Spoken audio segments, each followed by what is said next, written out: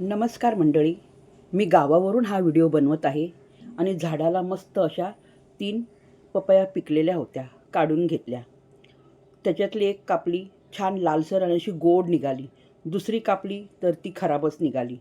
तिसरी कापली तर ही अशा प्रकारे निघाली.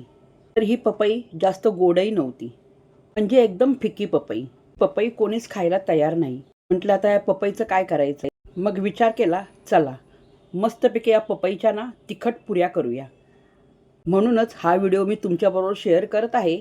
चला तर मग जान्हविका रसोईमध्ये रेसिपीला डायरेक्ट सुरुवातच करूया.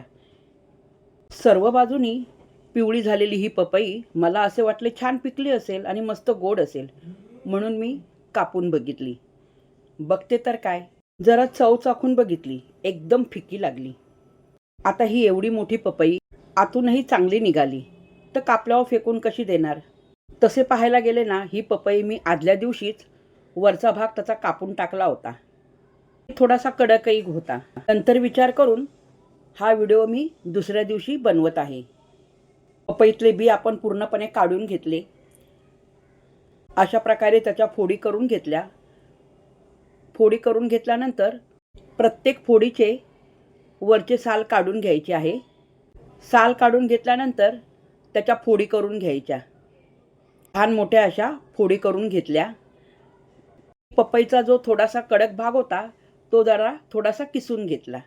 मिक्सर जारमध्ये घालताना याच्यातला अर्धाच भाग घ्यायचा आहे, तरच पेस्ट खूप छान तयार होईल. गर एकदम मस्तपैकी तयार होतो. पूर्ण घातला तर नाही होणार.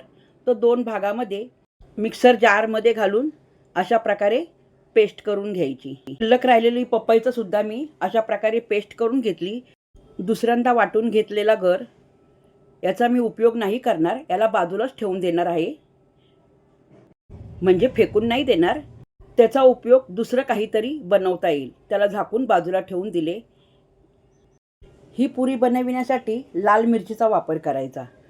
चांगल्या 20-25 मिरच्या घेतल्या आहेत मी आणि त्याच्याबरोबर तेवढ्याच लसूण पाकळ्या घेतल्या आणि बारीक चिरलेली मुठभर कोथिंबीर. आता हे काढून घेतलेले साहित्य मिक्सर जारमध्ये घालून कोरडेच सरसरीत वाटून घ्यायचे. लाल मिरच्या वाटून नसतील घालायच्या तर चिली फ्लेक्ससुद्धा तुम्ही घालू शकतात. आता काय करायचे, आपल्या घरच्या व्यक्तींचा अंदाज बघून मी पपईचा गर घेतला आणि गव्हाचे पीठ त्याच्यामध्ये घालून घ्यायचे आणि 1 चमचा फक्त रवा घालून घ्यायचा. वाटीमध्ये थोडे पीठ घेतले आहे. जेव्हा गरज लागेल तेव्हा त्या पिठाचा उपयोग नक्की करायचा. 1 चमचा जिरे घेऊन असे हाताने चांगले कुस्करून घालायचे. अर्धा चमचा ओवा घेतला. ओवासुद्धा मस्तपैकी त्याच्यामध्ये कुस्करून घालायचा. फक्त 1 टीस्पून हळद घालून घ्यायची. नंतर चवीनुसार मीठ घालून घ्यायचे. 1च चमचा मीठ घालायचे आहे. वाटून घेतलेली लाल मिरची आणि कोथिंबीर हे दोन्ही साहित्य पिठामध्ये घालून घेतल्यानंतर सर्व साहित्य पिठात चांगले मिक्स करून घ्यायचे. ही पुरी करताना पाण्याचा वापर जरासुद्धा नाही करायचा. जेवढा पपईचा गर आहे ना, तेवढ्याच गरमध्ये पीठ घालून पीठ चांगले मळून घ्यायचे. आता हे पीठ थोडे सैल आहे, तर याच्यामध्ये आपल्याला अजून कोरडे पीठ घालून घेतल्यानंतर अशा प्रकारे घट्ट मळून घ्यायचे. शेवटचे शिल्लक राहिलेले पीठ हातावर घेऊन, हाताला पीठ लागलेले असते, हात चांगला चोळून घ्यायचा. परातीमधले पीठ सर्व बाजूनी चांगले असे पीठ एकत्रित करून चांगले असे घट्ट मळून घ्यायचे. पिठाला तेलाचा हात लावायचा. 1च चमचा पीठ घ्यायचे, जास्त नाही घ्यायचे. तेल जर का आपण जास्त घेतले ना तर पीठ सैल होते. नावाला तेल हातावरती घेऊन फक्त पिठाला कशी थोडी शाईन आली पाहिजे आणि लाटायला सुद्धा सोपे झाले पाहिजे. एक महत्त्वाचे, पीठ मळून घेतल्याबरोबर लगेच पुऱ्या करायला घ्यायच्या आहेत. 5 ते 10 मिनिट पीठ जर झाकून ठेवले तर पीठ सैल होईल आणि पुरी आपल्याला लाटता येणार नाही. तर झाकून न ठेवता ताबडतोब पुरी करायला घ्यायची. कढईमध्ये तेल गरम करायला ठेवलं आहे. तेल गरम होईपर्यंत पुऱ्या लाटून घ्यायच्या. तुम्ही माझ्यासारखा असा मोठा गोळा घेऊन पुरी लाटून घेता की छोटी गोळी करून पुरी लाटून घेता, हे मला कमेंट्स करून नक्की सांगा.